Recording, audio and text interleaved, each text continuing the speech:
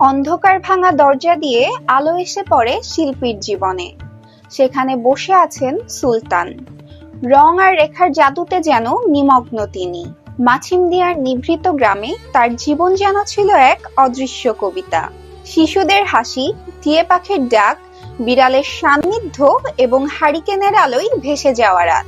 সুলতানের সেই রহস্যময় জীবনের প্রতিটি মুহূর্ত ধরা আছে নাসির আলী মামুনের ক্যামেরায়। শতবর্ষের শ্রদ্ধা জানাতে সেই মুহূর্তগুলো আবার ফিরে এসেছে বেঙ্গল গ্যালারিতে, যেখানে দর্শকেরা পাবেন সুলতানের শিল্প, জীবন এবং আত্মার এক অনন্য সান্নিধ্য। শতবর্ষে সুলতান প্রদর্শনীতে তুলে ধরা হয়েছে ১৯৭৭ থেকে ১৯৯৩ সাল পর্যন্ত নাসির আলী মামুনের ক্যামেরায় ধরা ১০৮টি দুর্লভ ছবি।